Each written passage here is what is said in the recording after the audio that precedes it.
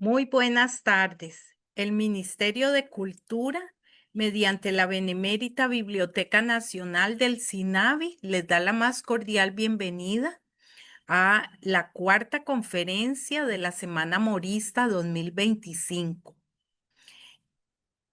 Es un gusto para la Biblioteca Nacional unirse a la Academia Morista Costarricense en esta Semana Morista. Las conferencias, hoy esta tarde, con la conferencia El asesinato del general José María Cañas Escamilla por la máster Carolina Mora. Todas estas conferencias son editadas posteriormente y forman parte de las colecciones patrimoniales de la institución y están disponibles para el público, no solo en las redes, sino como parte de nuestras colecciones. Por eso es tan importante todo estos ciclos de conferencias, estas semanas moristas que realiza la Academia Morista, porque permite ofrecer al público información muy valiosa sobre la campaña nacional. Un agradecimiento a la conferencista de esta tarde, a la doctora Ana María Botey, coordinadora de la Cátedra Juan Rafael Mora, a la doctora Elizabeth Fonseca, presidenta de la Academia Morista, y a Liana Solano de la Biblioteca Nacional y Daniel Bonilla de la Academia Morista, que nos apoyan con la transmisión y logística. Un especial agradecimiento a todos los que nos estén viendo en vivo y a quienes posteriormente vean el video de la conferencia que va a permanecer en los Facebook de la Academia Morista y de la Biblioteca Nacional. E invitamos a los que no han accedido a las conferencias previas de esta semana a que puedan hacerlo, que están disponibles ahí. Y agradecemos a todos que las compartan. Muchas gracias y le doy la palabra a la doctora Ana María Botey. Gracias, Laurita. Hoy es un día en que conmemoramos los 165 años del asesinato del general José María Cañas Escamilla. A pocos años de haber realizado unas gestas heroicas, sumamente heroicas y que en su mayoría son desconocidas por los costarricenses. Los costarricenses nos hemos enfocado en las batallas de Santa Rosa y de Rivas y poco conocemos de lo que este señor hizo en el sur de Nicaragua a partir de noviembre del 56 y en el río San Juan. Lo mismo que toda su coordinación con los ejércitos centroamericanos, donde era una persona muy respetada y muy querida. Y además, durante el año 56, cuando Costa Rica decide darle una pausa a la guerra producto de la campaña del cólera, él es el encargado de organizar milicias en el Guanacaste y de estar preparado para ese segundo momento. El general Cañas Escamilla falleció un día como hoy, hace 165 años. Y la historiadora Carolina Mora Chinchilla, una excelsa historiadora jubilada, catedrática de la Universidad de Costa Rica, quien hasta hace muy poco coordinaba la Cátedra de Estudios Generales, va a presentarnos sobre su vida y sobre ese trágico final y lo que los costarricenses estamos necesitados de conocer para saber la magnitud de la deuda que tenemos con personas como el general José María Cañas Escamilla. Muchísimas gracias, Carolina, que probablemente Carolina sea muy conocida por este público en la biblioteca, porque ella se ha encargado de impulsar diversas iniciativas de comunicación de temas históricos. porque está sumamente preocupada, al igual que muchos costarricenses, por los valores y la formación cívica de todos nosotros, por nuestros conocimientos históricos que nos permitan saber qué es lo valioso de nuestra historia, qué son aquellos episodios de los cuales tenemos que orgullecernos y además hacerlos hoy día una llamada viva a la cultura cívica, a la conciencia de todos nosotros. Bueno, sin más preámbulos, le doy la palabra a Carolina Mora Chinchilla. Muchísimas gracias, Ana María, por la presentación tan sentida. Y muchísimas gracias a la Biblioteca Nacional. Un saludo a doña Elizabeth Fonseca, que nos acompaña en esta transmisión. Y Ana María me da pie para hablar precisamente de lo necesario que es conocer una figura como la de José María Cañas, quien hoy, hace 165 años, fue fusilado a traición precisamente por un grupo que no tenía ninguna consideración con todo el trabajo que él había hecho por Costa Rica. Me tomo unos segundos antes de iniciar con la conferencia contando una anécdota que viví como profesora en el inicio de las lecciones del segundo semestre del año 2023 en un curso de seminarios participativos en estudios generales de la Universidad de Costa Rica. Trabajábamos 4 profesores juntos en el aula y siempre proponíamos una actividad rompehielo con los estudiantes. Se trató en esta ocasión de la lectura de un poema de Rogelio Fernández Güell llamado A Costa Rica. Y luego debían plasmar en un dibujo grupal parte de su análisis y compartirlo públicamente con los otros compañeros. ¿Cuál no sería mi sorpresa cuando una muchacha, orgullosa vocera de su equipo, nos comentó que dibujaron unas cañas y unas moras porque eran producidas en Costa Rica y que eso era lo que mencionaba la poesía? Leo la estrofa a la que ella se refirió. Patria de cañas y mora, recibe la ofrenda mía, como el rayo de una aurora que anuncia un hermoso día.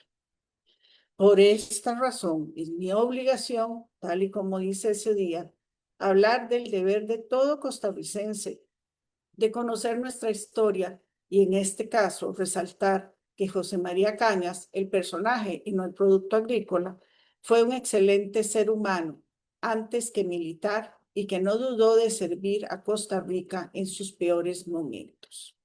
Ahora sí, voy a dar inicio a lo que me trae el día de hoy a este espacio.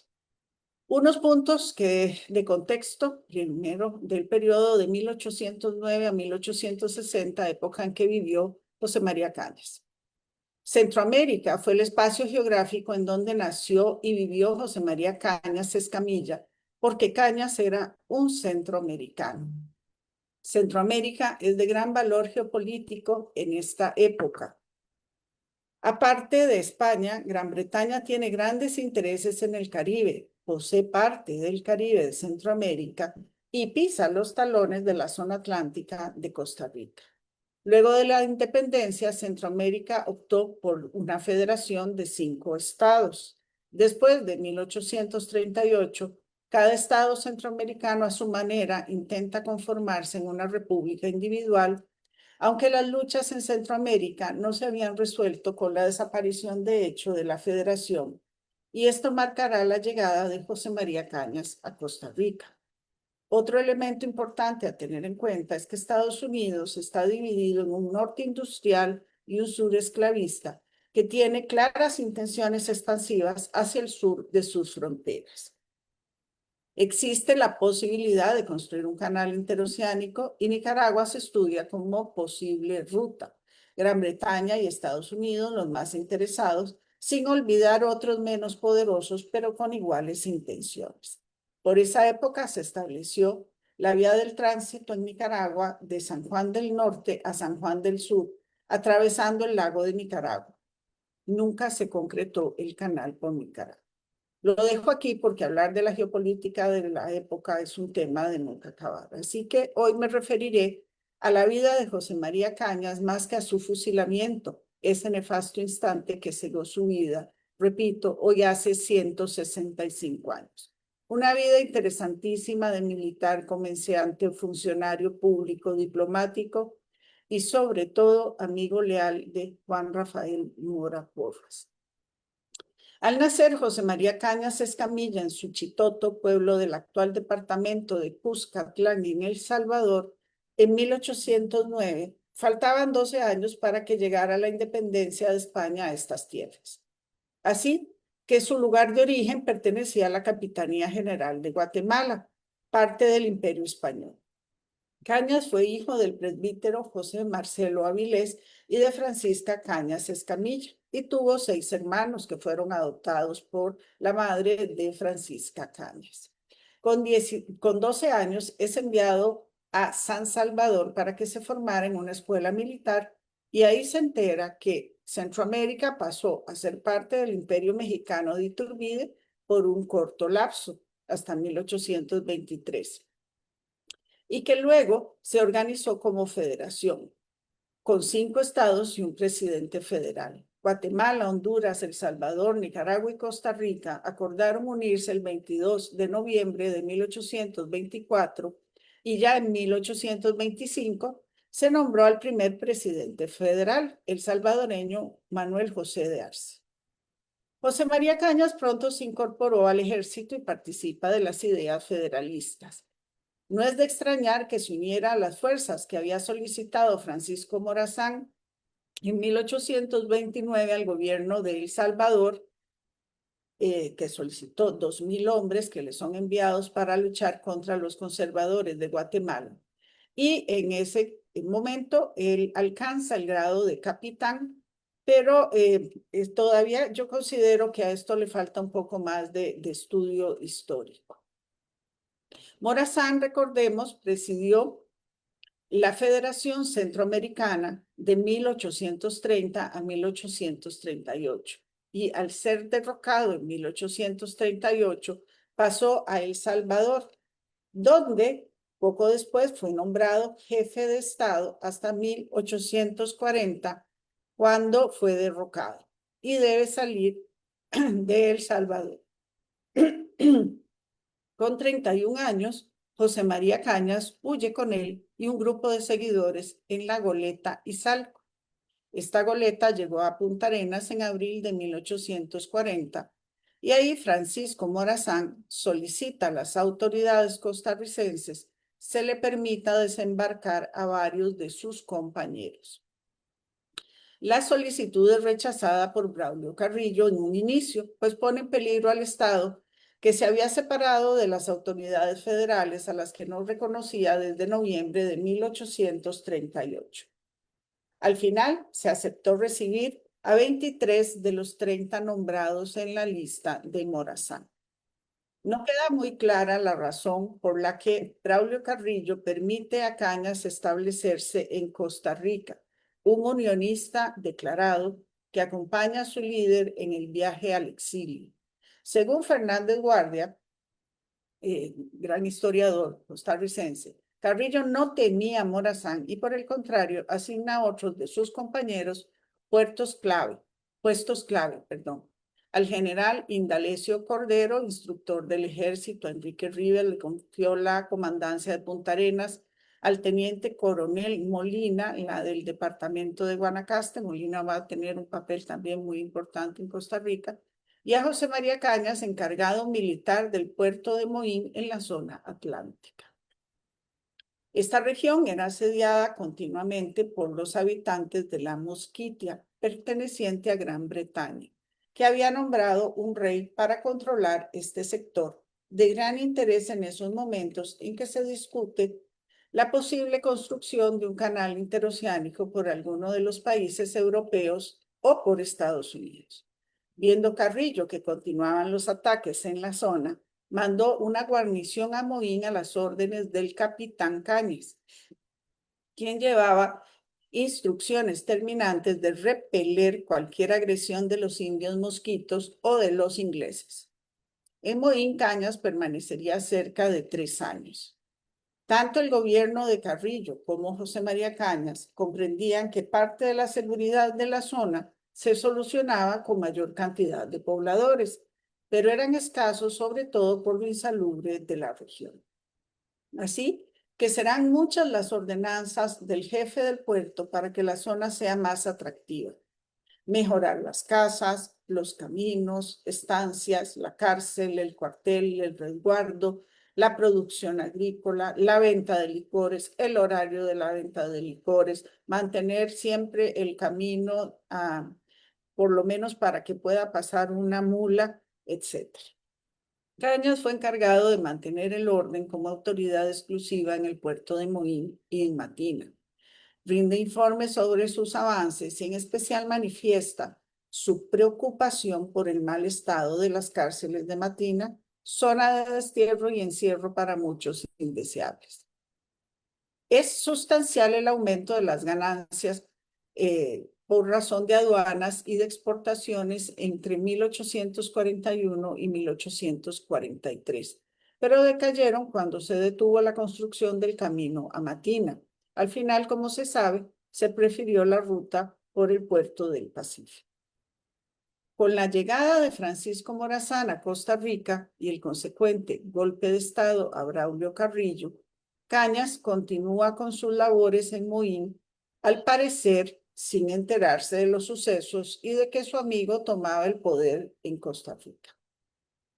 Morazán no tomó ninguna medida sobre Cañas, Moín o Matina en sus cortos 5 meses de gobierno, salvo un aumento de salario para Cañas, quien por su parte escribe un comunicado a Morazán en el que le informó que el puerto del río San Juan estaba tomado por los ingleses y que no habían dejado acercarse al bergantín Franci, que tuvo que devolverse a Moín.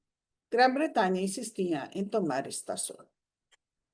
Tras la caída y fusilamiento de Morazán, José María Cañas continuará en sus funciones y le asignarán un lugar en la sociedad económica itineraria, que se encargaría de mejorar y construir varias rutas como el camino a Matina, junto al ingeniero y agrimensor Enrique Cooper, con quien recorrió por completo esa ruta y definieron puntos más difíciles para la construcción del camino que nunca se hizo. Cañas, para 1844, estando Francisco María Oreamuno en el poder, fue nombrado administrador de la aduana de Punta Arenas, trabajo que se reconoció como excelente y del que renuncia a finales de 1845, pues su salario era modesto y no le alcanzaba para sostener a su familia. Comenta don Rafael Obregón, ese maravilloso historiador costarricense, que el gobierno no le aceptaba la renuncia, que la tuvo que poner en 3 ocasiones. Amén de los excelentes resultados en la recolección de rentas aduaneras, los informes dan cuenta de grandes obras realizadas en su gestión: el camino, el muelle, el faro, el hospital, saneamiento, etc.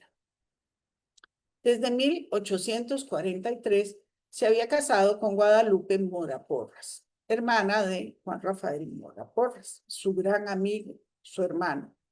En Punta Arenas, el único puerto con camino accesible, se estableció por varios años para desempeñarse en negocios personales.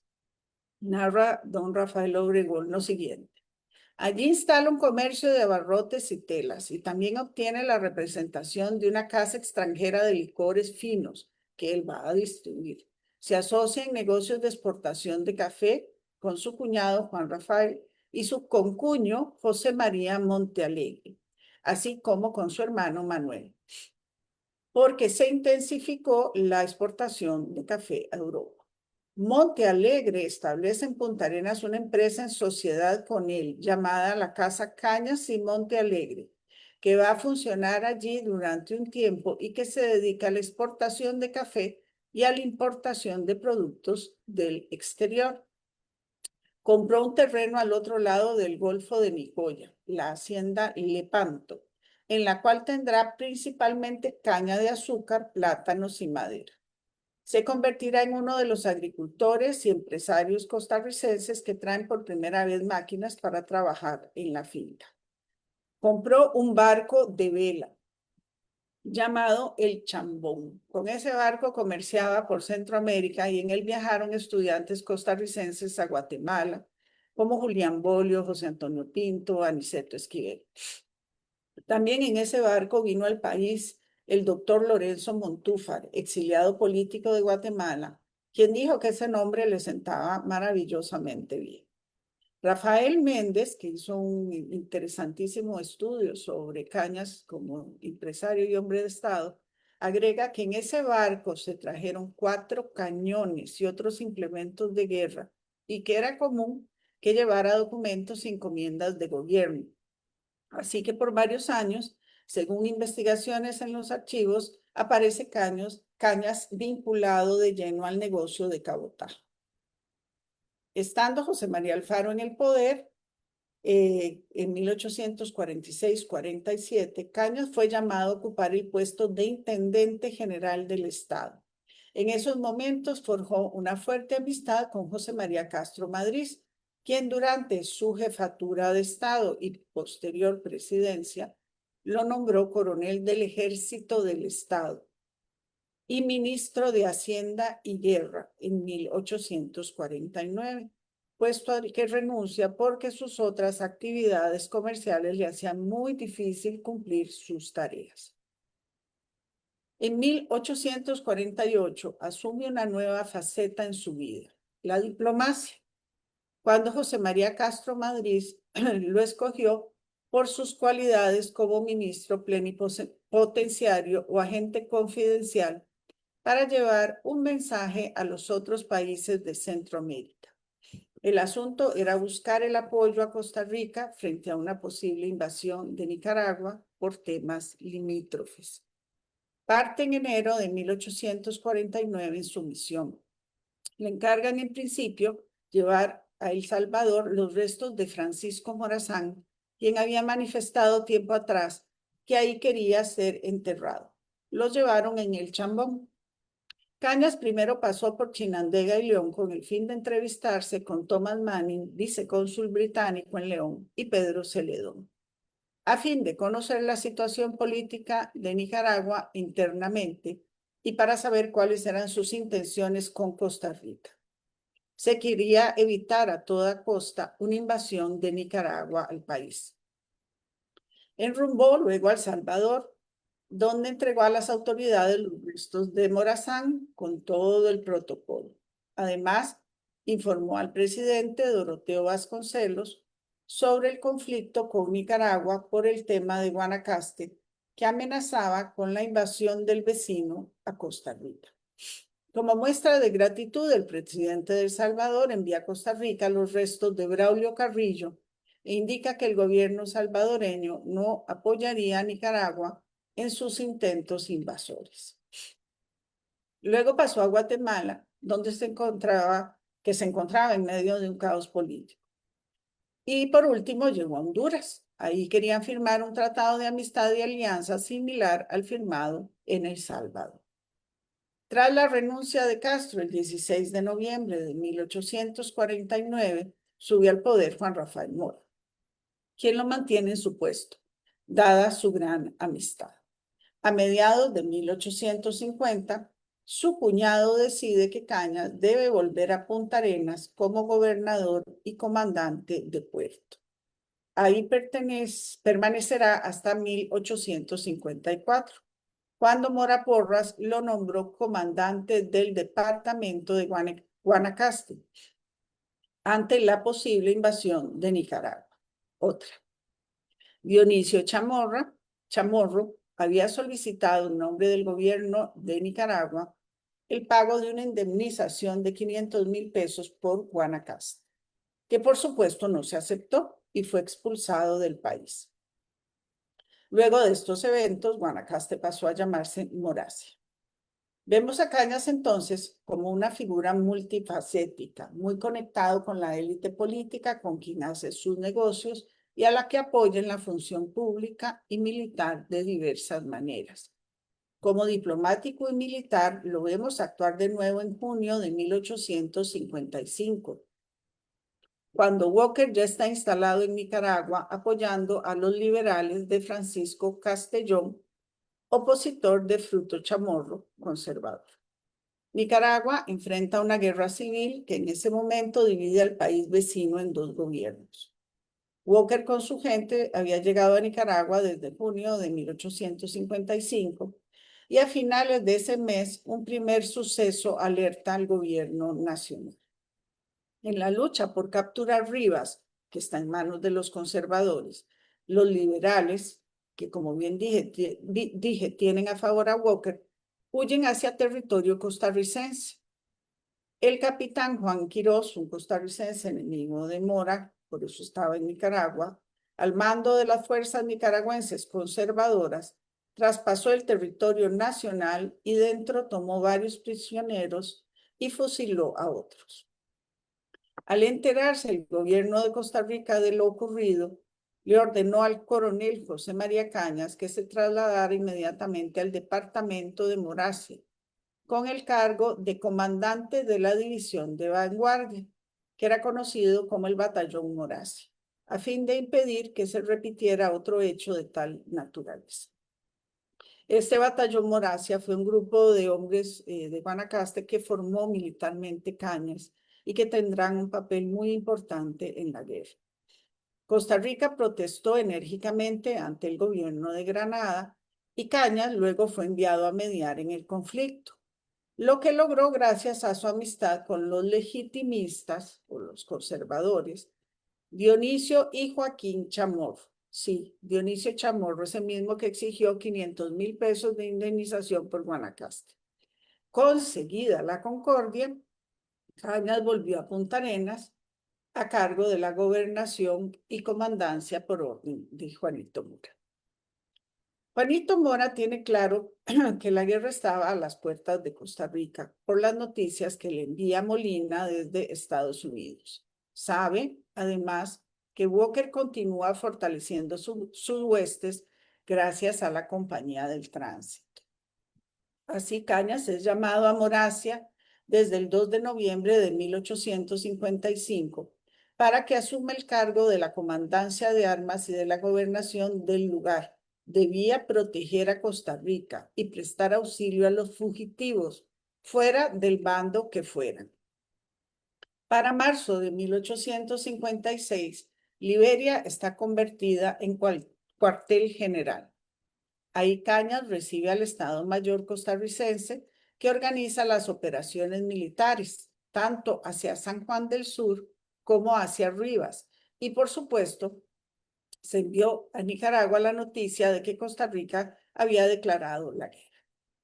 Las tropas ticas entraron a Rivas sin problemas desde el 8 de abril y se colocaron en diversos puntos. El general Cañas a un costado del cuartel general y diagonal al depósito de municiones. Su papel en la batalla del 11 de abril fue clave. En una narración de don Rafael Obregón dice: en ese momento y por la esquina suroeste de la plaza apareció el general José María Cañas, secundado por varios oficiales y a la cabeza de una columna de denodados costarricenses. Venía Cañas a batirse con el arrojo temerario que en él fue característico. Cañas, que siempre supo hacerse querer y admirar de sus soldados, venía adelante, seguido por ellos. Protegió con gran valentía al Estado Mayor, que se sabía estaba en la mira de Walker. La narración que hace Rafael Obregón sobre este día debería de leerla todo costarricense, sobre todo porque parece como que él se hubiera estado precisamente en el momento en que estaban ocurriendo los hechos. En otro episodio, en ese aciago día, a Cañas se le reconoce parte de la estrategia para sacar a los filibusteros del mesón de guerra. Y esto lo narra Montúfar en su historia de Centroamérica. Muchachos, ¿no habrá entre tanto valiente alguno que quiera arriesgar la vida incendiando el mesón por salvar a sus compatriotas? Yo iré, contestó Juan Santamaría, y tras algunos intentos desafortunados, el humilde tambor alajuelense incendió al invasor su mejor fortaleza. Montúfar lo comenta, como les digo, pero no comenta que habían caído antes heridos Luis Pacheco Bertora y Joaquín Rosales sin lograr la hazaña que logró Juan Santamaría. Tras la derrota de los filibusteros y la huida de Walker, el ejército de Costa Rica busca reponerse de la faena del 11 de abril. Juan Rafael Mora le ordena a Cañas quedarse en Rivas para realizar el traslado de los heridos y el resto del ejército. Por ello, el 25 de abril de 1856, Mora lo nombró comandante en jefe del ejército costarricense. Le encargaba una dura misión. Al día siguiente, don Juanito Mora salió rumbo a Liberia junto a su hermano el general José Joaquín Mora y su estado mayor. Ya la peste del cólera estaba causando estragos y era prudente abandonar Rivas, donde estaba el foco de la enfermedad. Cañas, por su parte, dispuso que se trasladaran al puerto de San Juan del Sur los heridos que se encontraban en Rivas y los que iban en franca recuperación irían junto con el ejército. Antes de partir a Rivas, Cañas le envía una carta a Walker porque algunos de los heridos no podían hacer el viaje y le solicita piedad, clemencia y humanidad con esos soldados. Algunos dicen que fue magnánimo Walker, otros que no. Cañas le escribiría a Walker en otras ocasiones solicitando clemencia con los prisioneros y heridos. En febrero de 1857, por medio de una carta, Walker le agradeció la bondad de Cañas con varios de sus mercenarios. El cólera seguía causando estragos y el retorno se convirtió en una pesadilla. Cañas llegó a Liberia el 3 de mayo de 1856 con los soldados que quedaban muy maltrechos y con él llegaron Adolfo Marí, el subsecretario de Relaciones Exteriores, y Alejandro von Bülow, era un ingeniero militar. Ahí permanecieron algún tiempo asistiendo a los que estaban atacados por la peste del cólera y dicen que como jefe cariñoso y hombre de corazón magnánimo.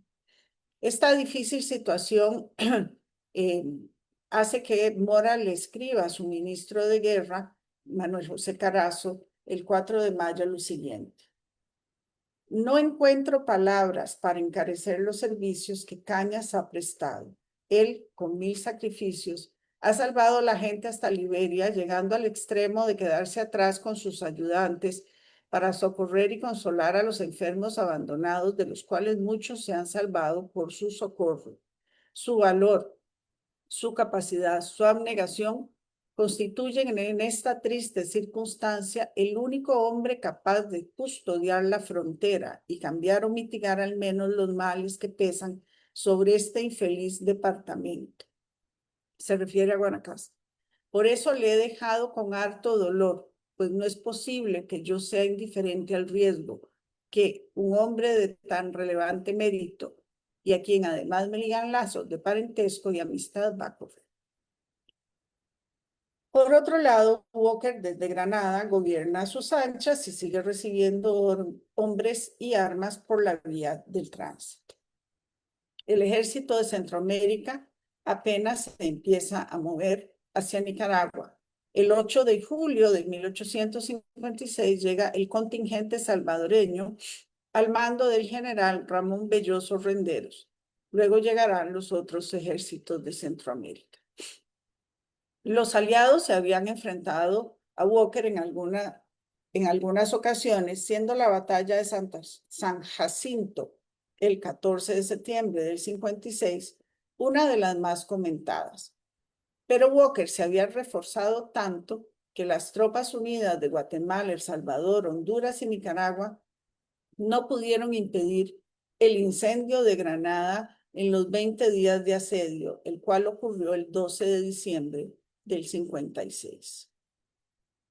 Costa Rica, desde que se había desatado la peste del cólera después del 11 de abril, abandonó la lucha en Nicaragua. Tras varios meses, dentro y fuera del país, se hicieron múltiples esfuerzos políticos y económicos para poder volver a enviar al Ejército Nacional a la guerra. Había que buscar dinero, armas y barcos para combatir en el San Juan, cerrarle el paso de pertrechos y soldados a Walker para poder liberar a Nicaragua.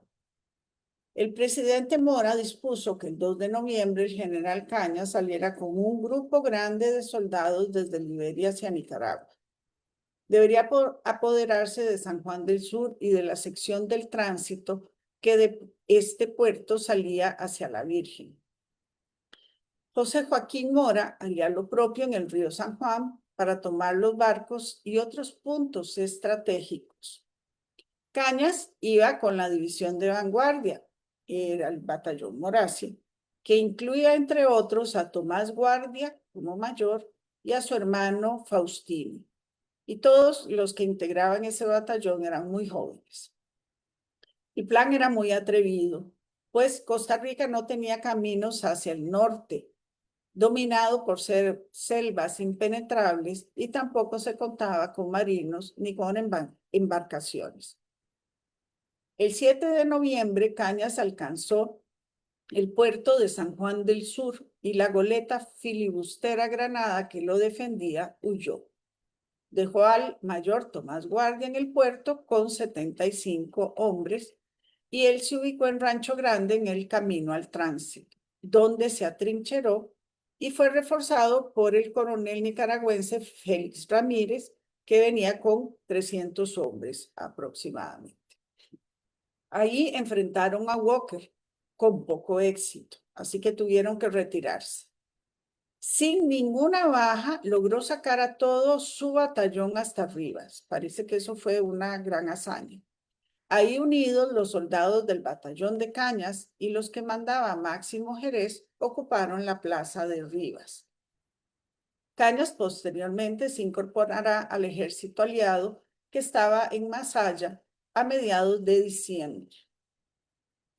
Le correspondió además la tarea de mediador con las fuerzas de Centroamérica y convencer a los jefes de los diferentes ejércitos de designar un jefe supremo. Por votación primero fue designado Florencio Satruch. Los celos y las vanidades mezquinas impidieron que se le diese a Cañas el mando, dice Ricardo Fernández Guardo, y que por esta razón la guerra se alargó.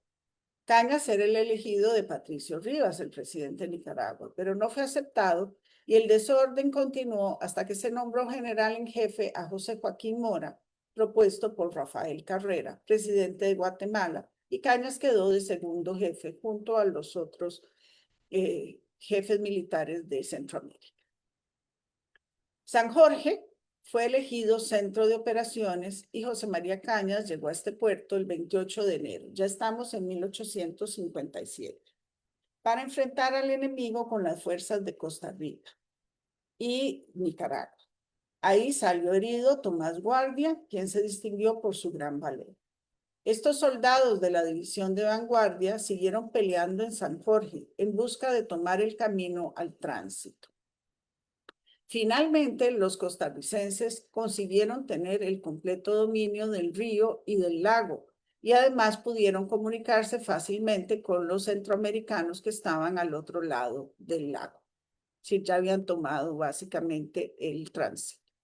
Por otra parte, a los filibusteros les quedó totalmente cerrado el camino que les servía para comunicarse con el Atlántico y por el cual recibían constantes esfuerzos. Les tomó casi 3 meses de lucha continua tomar el tránsito. En cartas enviadas a Mora, donde da el parte de los combates librados en San Jorge a finales de enero, 7 de febrero, Cañas comenta que a pesar de los éxitos no se han sabido aprovechar los triunfos, aludiendo a la desorganización del ejército aliado, que en algún momento inclusive quiso dejar botado y guerrear, así lo pone, solo con Máximo Jerez. Este desorden le permitió a Walker atrincherarse en Rivas y para el mes de marzo de 1857 se le impuso un sitio a la ciudad. Se preparó un ataque el 22 de marzo en el que fracasó el ejército centroamericano. Ahí Cañas atacó la parte norte de la ciudad y Chamorro la parte sur en un largo combate de 7 horas. Durante varios días, los combates pusieron a prueba las fuerzas aliadas, pero ya más organizado el mando con José Joaquín Mora, lograron contener a Walker con fuerzas conjuntas y mucha sangre de por medio. Para abril ya todo estaba definido a favor de los aliados y el 1 de mayo se alcanzó la rendición de Walker. Desde el 4 de abril, Máximo Jerez le había expresado a Juan Rafael Mora que de León, acuérdense que ahí había un gobierno, le habían insinuado que le conferirían poderes para entrar en negociaciones con Cañas, quien recibió las bases para proponer un tratado de límites territoriales que, aunque luego se cambiarían, son un claro indicio de la confianza en su gestión conciliadora. Así que la misión de Cañas no terminó con la rendición de Walker. Seguía en funciones militares como general y se le encomendó ayudar a los centroamericanos en la consecución de la estabilidad política de Nicaragua. Inclusive, algunos granadinos le pidieron que gestionara la anexión a Costa Rica de 2 departamentos del sur de Nicaragua. El 7 de mayo del 57, Cañas le escribe a Juan Rafael Mora y le comenta que no puede dejar Nicaragua, pues debe arreglar su comisión del tránsito con este gobierno provisorio, ya que tiene las simpatías de ambos partidos. Y dice más adelante: ¿cómo puedo irme dejando pendiente el cumplimiento del convenio con el capitán Davis? Pues aún no han salido todos los filibusteros. Acuérdense que Davis es ante quien se rinde Walker. ¿Cómo podré irme quedando un hospital costarricense de 60 personas heridas y el de los americanos con 104? ¿Quién vería por unos y por otros si yo me voy? Una vez organizado el gobierno de Nicaragua, gracias a un pacto entre liberales y conservadores, un cogobierno de 2 presidentes, uno liberal, Máximo Jerez, y Tomás Martínez, el conservador, el ministro de Relaciones Exteriores, Gregorio Juárez, entró en conversaciones con José María Cañas. Firmaron un tratado de límites el 6 de julio de 1857 y un tratado de paz entre Costa Rica y Nicaragua, en el que ambas naciones se comprometían a dar seguridad de guarda del río y defender la parte del San Juan que les correspondía en caso de un retorno de los filibusteros por ese lugar. Este punto luego aparece en el Tratado de Límites Cañas-Jerez. El tratado Cañas-Juárez no fue aprobado por el Congreso, ya que se cedían derechos sobre Bahía Salinas, que era un punto más adecuado en el Pacífico para finalizar el tránsito por Nicaragua, y en caso de construir el canal era esencial. Sin duda, la vía del tránsito significó un gran obstáculo para la firma del convenio limítrofe, que por supuesto estaba siendo vigilado de cerca por los interesados en rehabilitar la ruta. Aún el olor a pólvora no se había disipado y a espaldas de Costa Rica, el ministro plenipotenciario de Nicaragua en Estados Unidos firmó un contrato que prohibía a Nicaragua tratar con ningún otro país sobre el mismo asunto. O sea, la vía del tránsito no la podía tratar salvo que fuera con Estados Unidos. Entonces, pues a Cañas le queda muy claro que Estados Unidos apoyaba la idea de que el tránsito fuera solamente de Nicaragua. Es importante resaltar que por este primer tratado de límites, el Cañas-Juárez, Costa Rica devolvió el fuerte de San Carlos, como lo ordenó Juan Rafael Mora. Esto le permitió a José María Cañas retomar a Costa Rica en septiembre de 1857. Aunque por poco rato, pues Nicaragua le declaró la guerra el 19 de octubre de 1857, cuando Costa Rica quiso retomar el dominio militar del fuerte de San Carlos ante el inminente retorno de Walker.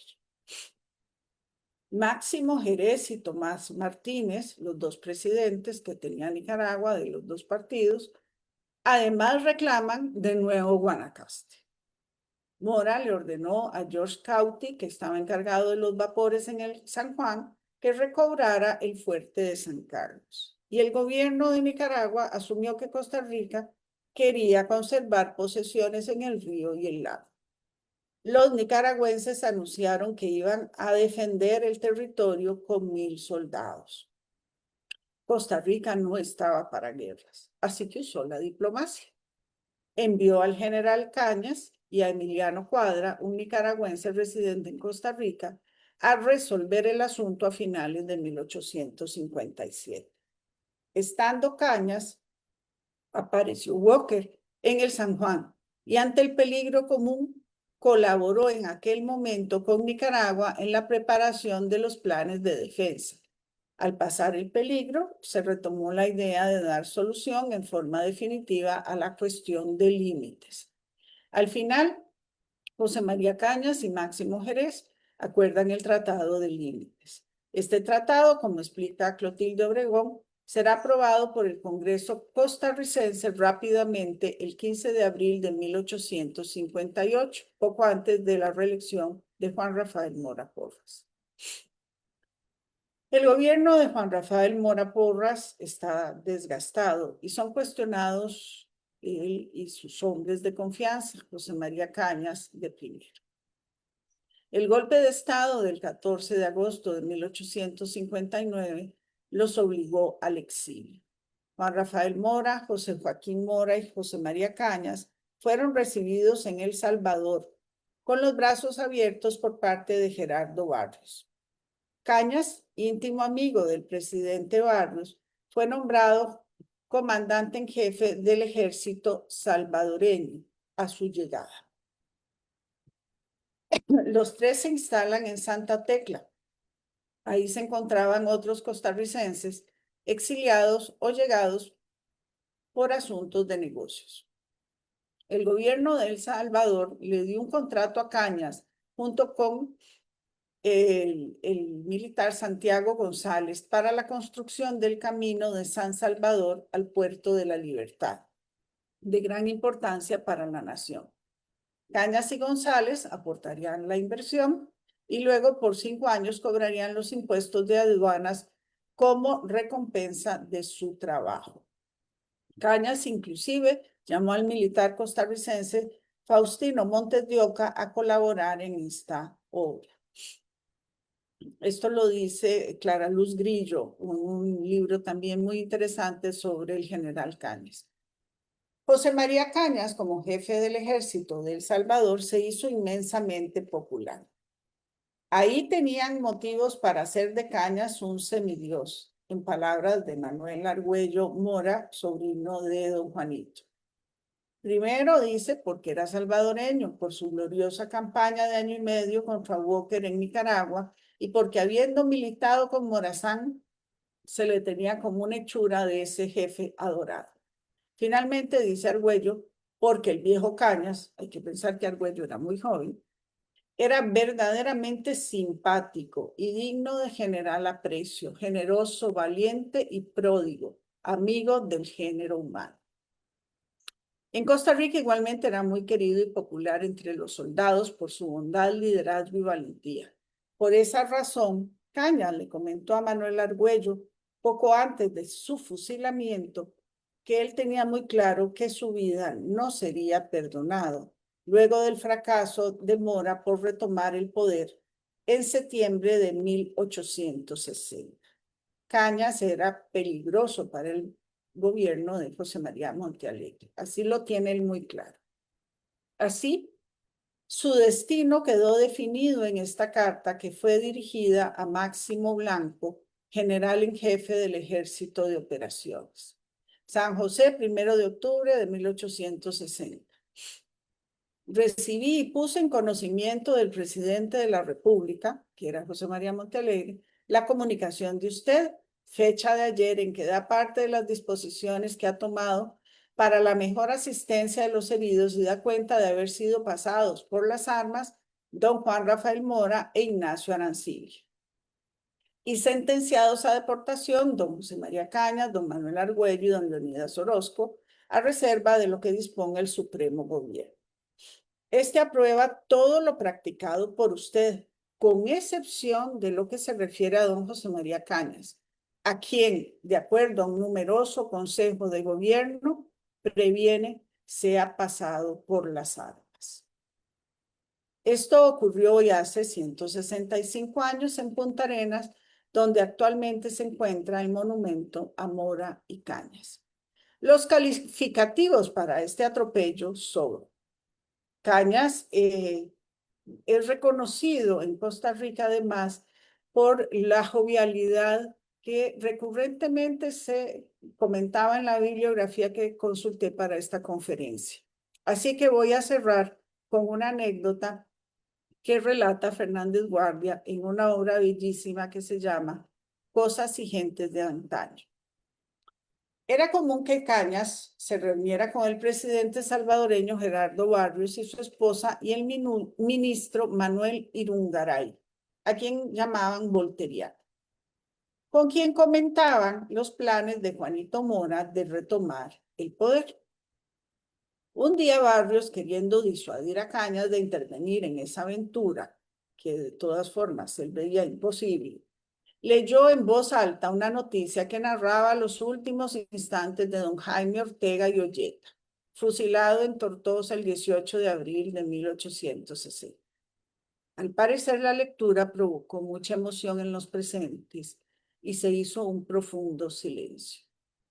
Cañas de pronto se levantó, tomó una copa de la mesa y exclamó: «Señores, por el descanso del alma del general Ortega». Y esa salida de Cañas alivió el momento con risas.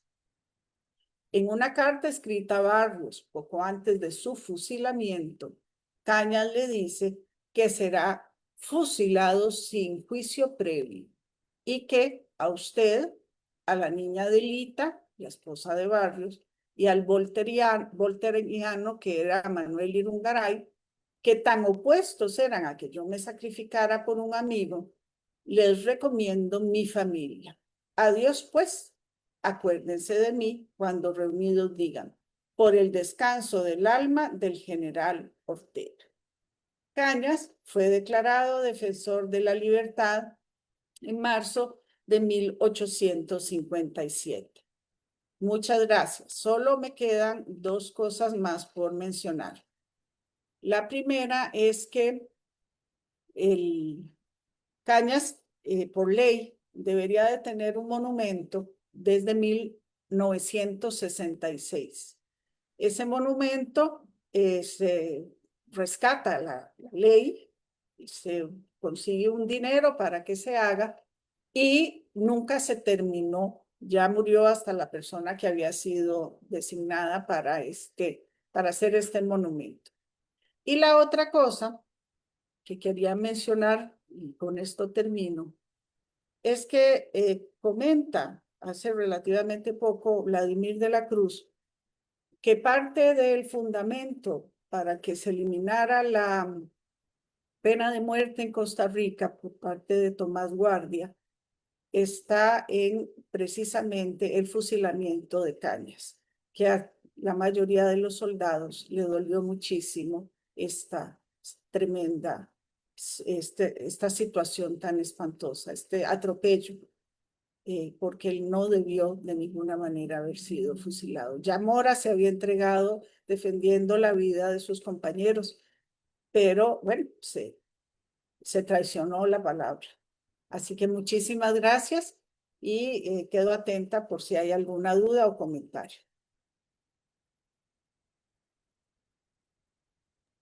Muchísimas gracias, Carolina.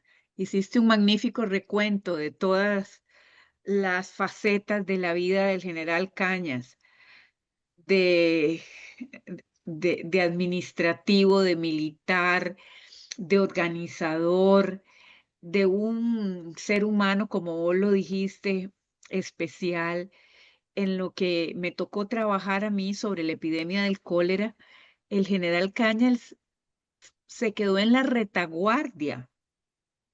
Él tenía que ir apañándose con los heridos y con los muertos, distribuyendo alimentos. Me imagino que tenía un lugar muy especial en el corazón de los soldados. y de las personas que lo conocieron, porque fue un gran mediador y se apartó de las costumbres de la época, que eran realmente sumamente duras, eran las costumbres de la época, castigar severamente a los soldados, fusilar a los enemigos. Él se apartó de todas esas costumbres con un gran sentido humano de las cosas. Voy a preguntar aquí en la biblioteca a ver si hay alguna pregunta o en el Facebook de la Academia Morista que me digan. ¿Habrá algo? Eh, no sé, no veo nada en el chat, no veo ninguna pregunta. Buenas tardes, aquí viene alguien de la biblioteca. ¿Hay preguntas? ¿Qué, Laurita? Buenas tardes. No, no hay preguntas, hay felicitaciones.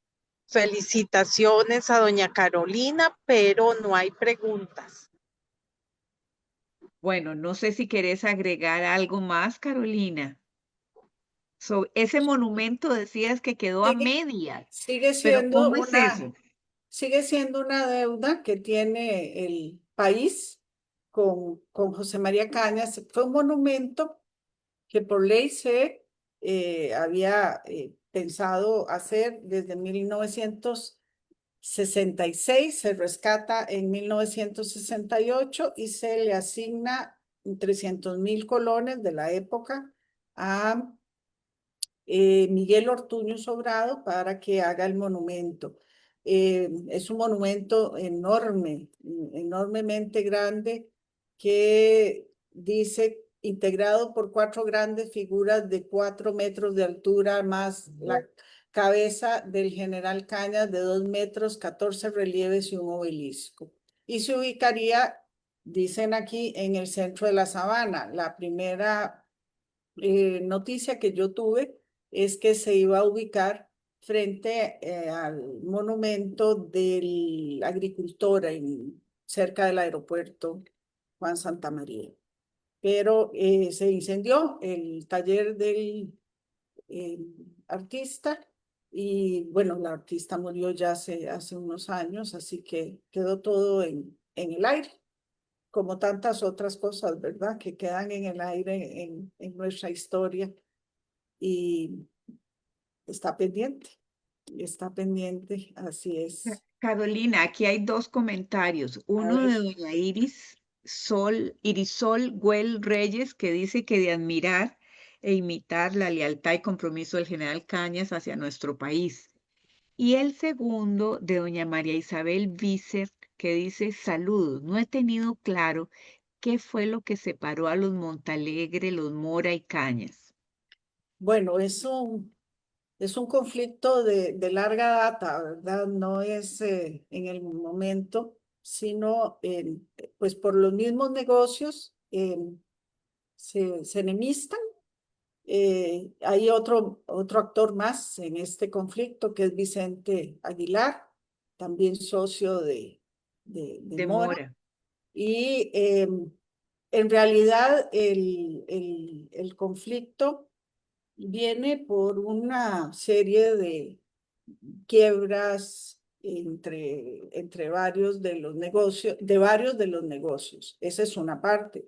La siguiente parte es, sin lugar a dudas, el tema del Banco de Medina, que estaba siendo eh, organizado para tratar de hacer desde una especie de banco central préstamos a los agricultores y, como bien habían comentado en alguna otra conferencia, eliminar los préstamos agiotistas, ¿verdad? Con intereses altísimos y especialmente la pérdida de las propiedades por parte de los campesinos. Esto, digamos que termina siendo la gota que derrama el vaso. Mora es reelecto en el 58 y y ya tenía 10 años en el poder, eso desgasta cualquier gobierno. La guerra había sido terrible, algunos no habían estado de acuerdo, algunos le habían cobrado a Mora hasta la peste del cólera, ¿verdad? Como suele suceder, se la cobran a los presidentes y pues todo esto termina provocando un golpe de Estado que pues saca del país a los tres. Cuando le dan el golpe de Estado a Mora, se la tienen curada, como decimos popularmente. Se le dice, si usted intenta regresar al país, será fusilado. Se cumplió con eso. Lo que es ingrato es que también fuera fusilado José María Cañas, porque Mora se entrega en su momento precisamente para salvar la vida de los compañeros de su retorno al poder. Me gustaría agregar algo a esa pregunta, lo mismo que doña Sandra Arauz dice aquí cuál era la ideología de Mora.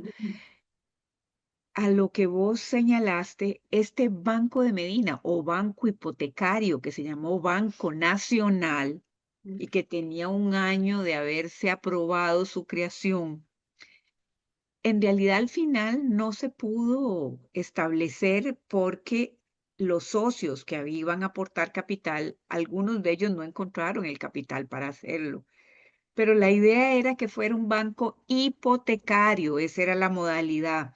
¿Qué significaba esto? Es la misma forma u origen del Banco Nacional nuestro, que inicialmente se llamó Banco Internacional. Era un banco hipotecario que le iba a permitir a pequeños y medianos campesinos la posibilidad de hipotecar ya fuera la cosecha, la tierra o los instrumentos de trabajo para poder obtener créditos y poder financiar la cosecha de café. Porque como ustedes recordarán, las casas consignatarias inglesas le adelantaban dinero a los dueños de grandes beneficios y estos eran a su vez los que entregaban los créditos a los pequeños y medianos productores en condiciones a veces realmente agiotistas. Y eso hacía que muchos campesinos perdieran sus tierras. Entonces, esto es un asunto, pero también recordemos, como lo dice muy bien Carolina, la guerra, los empréstitos forzosos, la conferencia del martes que me tocó dar a mí, impartir a mí, habló sobre esos empréstitos forzosos. Eran empréstitos que el gobierno se comprometía a pagar cuando estuviera en mejores condiciones. Y en esos empréstitos, todas aquellas personas que contaran con un capital mayor a 1,000 pesos iban a tener que aportar una parte significativa para el esfuerzo de guerra. Fueron 2 empréstitos. El empréstito de marzo de 1856 y el empréstito de noviembre por 45,000 pesos. Y a los capitalistas de San José, que eran los mayores productores de café, exportadores, comerciantes, fue sobre los que recayó esto. Entonces, los Montealegre querían que no hubiera guerra y lamentaban que don Juan Rafael insistiera en la defensa de Costa Rica y en rescatar a Nicaragua porque de eso dependía nuestra soberanía. Entonces vean ustedes que son muchas razones, unido a que el cólera mató al 10% de la población y llevó a mayores gastos.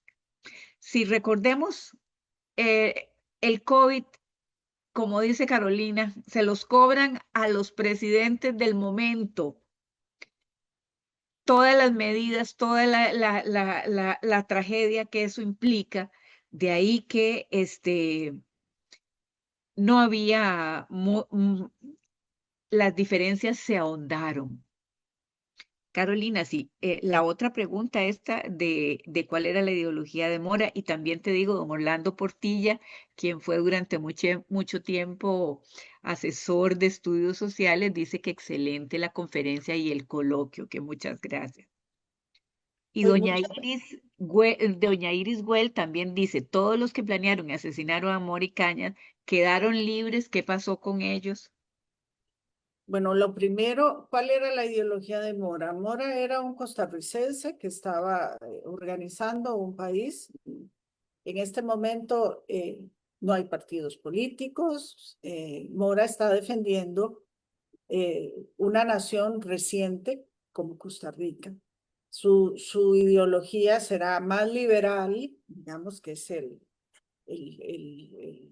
la ideología de moda, pero es muy liberal en el sentido fundamentalmente de negocios, de comercio económico. Es una economía liberal abierta a un mercado extranjero. Hay facciones políticas, como las podemos ver en este caso, en este gobierno de Mora. Están los Montealegre, los Aguilar, están los militares. Eso es fundamental, la participación del ejército. Y eso es básicamente lo que hay. Faltará mucho rato para que se organicen partidos políticos y haya elecciones directas. Son elecciones además en 2 grados y bueno, básicamente es un mundo muy, muy diferente del que nosotros conocemos, pero es un liberal de época, ¿verdad? Y la otra cosa me pareció es que sí, sí, Los asesinos de Mora y asesinaron Cañas. sí, los que fusilaron a Mora y Cañas, no, en algún momento son expulsados del país. Posteriormente, ayer dijeron el año, tal vez Ana me ayuda, cuál es el año que dijo Tomás Federico de cuándo fue que expulsan del país a Monte Alegre. Se En muere realidad, en California. acordémonos, Caro, en realidad tal vez acordémonos que hay los ideólogos son Ajá, como sí, los que sí, planean el el- fusilamiento de Mora y Cañas, donde sí. están los hermanos Montealegre, Mariano Ujú. y el hermano de él, y también está Vicente Aguilar, que esa es otra parte del enredo. Ese es el que firma No, la carta serio, que le mandan a Máximo Blanco para que fusile a Cañas. para que fusile. Vicente Aguilar, que tenía negocios con Mora y que mediante un pleito judicial, el pleito había decidido, o el juez decidió, que tenía que devolverle una cantidad importante de dinero, y Mora. a Vicente Aguilar le servía pasar por las armas a Mora para no entregar esa parte, aparte de que se venían en pleitos desde hacía varios años, o sea, se tenían una inquina mutua muy grande. del- ¿Y quiénes lo ejecutaron? Tomás Federico Arias lo explicó muy bien en la conferencia que dio en el Teatro Nacional el día martes, que fue el día que se conmemoró ese fusilamiento. Fueron soldados casi que obligados por las circunstancias. Ningún oficial quiso dirigir esa matanza, ningún oficial. Un oficial que estaba de paso, que era un oficial chileno, fue el que dirigió Batallón. al pelotón que fusiló a Juan Rafael Mora. Y ese fue el que lo remató porque quedó vivo. Don Juan Rafael dijo que no quería que le taparan los ojos y que no le masacraran la cara, pero que le tiraran directo al corazón. Pero quedó vivo, y este militar se acercó y le dio el tiro de gracia en la cabeza. Una persona que ajena a nuestra historia estaba en el puerto de Punta Arenas y como nadie lo quería hacer, él se apuntó a hacerlo. Sabemos que había rencillas entre algunos militares, precisamente Lorenzo Salazar y Máximo Blanco, que esperaban después de la campaña nacional un reconocimiento mayor y premios mayores. Y todo indica que ellos recibieron, está más o menos comprobado, que ellos y los que detuvieron a don Juan Rafael y lo sacaron de su casa el día que le dieron el golpe de Estado, esta gente recibió dinero, mucho dinero, que pagaron los accionistas del Banco Anglo Costarricense durante años, en módicas cuotas. Aquí hay un cuñado de Mariano Montealegre, importante accionista del Banco Anglo, que precisamente se funda en 1863. Los que van a estar, recuerden que ese banco fue fundado por los Montealegre con capital inglés. Son entonces personas vinculadas a los negocios de don Mariano Montealegre, los que van a fundar este banco unos años después. O sea, era un negocio redondo que se tenían, que era un banco que no prestaba a los productores, prestaba fundamentalmente al comercio importador. Entonces, eran objetivos totalmente distintos del banco que quiso fundar don Juanito y del banco que Sí, fundaron los sí, Montealegre en con el esto no hay capital una inglés. sola razón para que ocurra el fusilamiento. Y por aquí aclara alguien que sí fue Tomás Guardia, el que expulsa a José María Montealegre, que muere en California. Y Ajá. hasta años después vienen sus restos al país. Bueno, aquí tenés otras felicitaciones de doña María Isabel. Dice que la disfrutó mucho. Pues muchísimas Y gracias. Yo también disfruto mucho y repito, es obligación de nosotros como historiadores y del público que ojalá sea abundante el que vea todas estas maravillosas conferencias, sobre todo las anteriores tan didácticas, tan llenas de información que aprendan. No hay que graduarse en historia para no, no, no, conocer y no. valorar lo que hicieron nuestros antepasados y sobre todo entender que esta situación, ir a una guerra no fue algo bonito, no fue algo gratuito. Había razones de peso y el mundo centroamericano se encontraba en peligro y Mora asume la responsabilidad por Centroamérica y junto con él sus leales Cañas y el hermano José Joaquín Mora. Así que yo espero que todos los costarricenses valoren estos capítulos de la historia nacional y que cuando piensen en tanta situación que nosotros vemos en la actualidad, consideren lo valioso y los valores que hay que verdaderamente defender. Los invitamos también a la de mañana. Mañana la historiadora Matilde Cerdas va a plantearnos un asunto sumamente interesante que no hemos explorado y es aquellos hombres que estuvieron con don Braulio Carrillo y que se van a reencontrar en el gobierno de don Juanito Mora. Entonces vamos a conocer quiénes son estos personajes. Braulio Carrillo, que también una figura trágica de la historia de este país. Y Disculpas, aquí don Werner Corte dice que no puede intervenir porque no tiene Facebook. Felicita a doña Carolina y nos está pasando un documento que dice que apareció en San José una semana después de la ejecución de Cañas y que divulgó hace varios años.